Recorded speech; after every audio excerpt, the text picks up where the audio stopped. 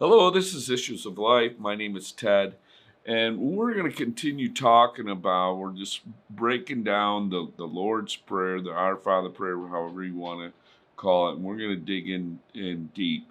And, um, we were talking in our last session about the importance when Jesus starts out and he says, you know, when you pray, pray this way: Our Father who art in heaven, hallowed be thy name.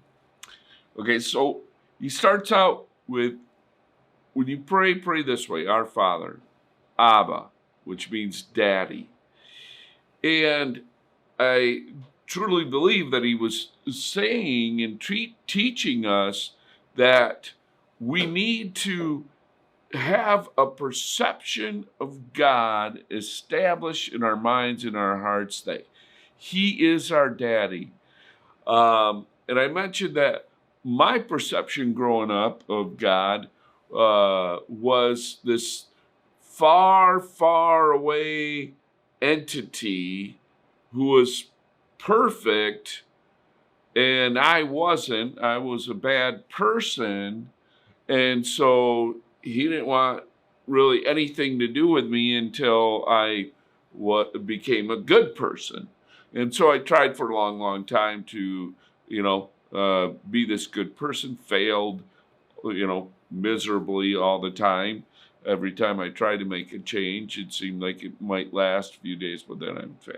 Until I learned about the sacrifice and resurrection of Jesus Christ, who took all that away and connected me through that with God. And I understood that God accepted me just the way that I was. And that's when that relationship started with him. And it was through that acceptance. But, even with that, so now I'm into this new relationship with God. It's totally awesome, and I'm totally thankful. And now I'm trying to develop this relationship, and somebody says, well, you need to pray. And, I was like, well, I don't know how to pray.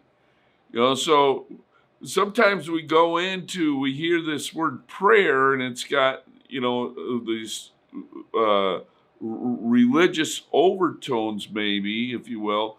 And so we go into our prayer attitude, like bow our heads and, very solemn and, oh, holieth, fathereth. And, we try to come up with these flowery religious words because it's prayer. Well, the word prayer simply means to talk to God.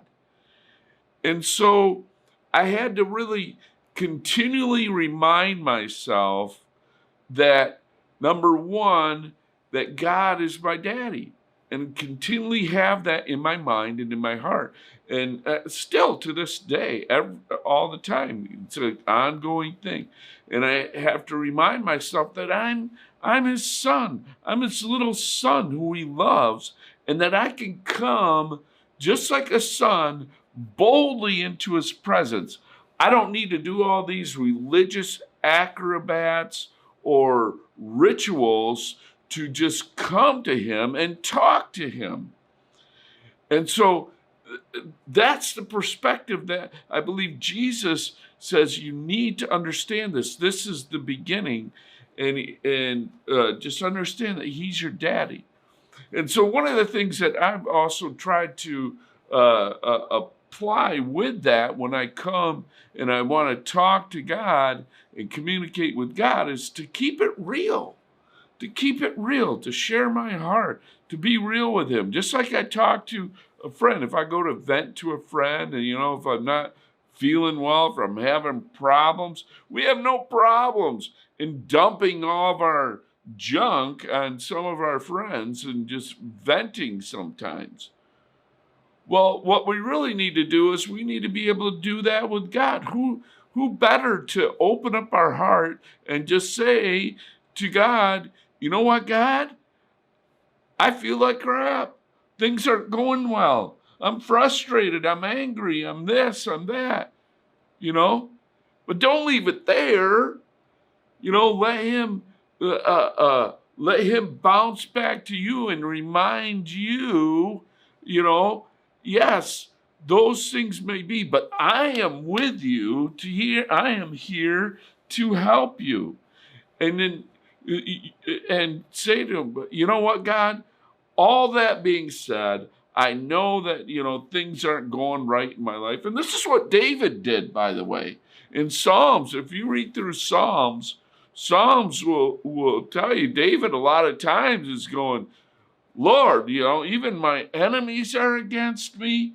All these things, all these bad things are happening to me, and I'm just so overwhelmed, you know, and you can just feel the anxiety come across in some of the Psalms that David's expressing.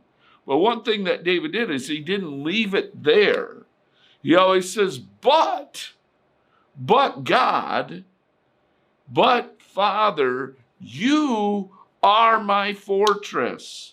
You are, to you I can run and be safe. I can come to you. You're my fortress. You're my strength. You bring me peace. You're the source of my peace. You are with me every single day. And, start to be thankful. And so my point is be real with God. Be able to share with him, hey, I'm having a bad day and this and that and the other day. At the end of the day, God knows what you think anyways. So if you're there trying to be all flowery and religious, I just think, sometimes it's like if my kid came to me and he, he's trying to be all proper and all that, I would just look at him funny and say, who are you and what did you do with my son? It's like that. God's like, really? Who do you think you're fooling? I know what's going on with you. I know what's going on with you. And I'm with you. You don't have to go through it. Just be real. Be yourself. He is the best listener. He is, you're not going to make him nervous. You're not going to make him anxious. You're not going to make him angry. He loves it when he can hear your heart and you can be real with him, just like a son, just like we do with our kids. We love that. And he's the one that can help you in your time of need. He's the one that has all the resources. He knows you better than you know yourself. So I guess the best thing I can say is understand, have that perspective of God as your daddy. And when you come to him to talk to him, don't look at it as prayer. Look at it as just conversation and be real. Be able to open your heart and be real with him. And also, don't leave it there. Take a few minutes to listen, and he'll start speaking to your heart and showing you things. Until next time, this is The Issues of Life. Thank you.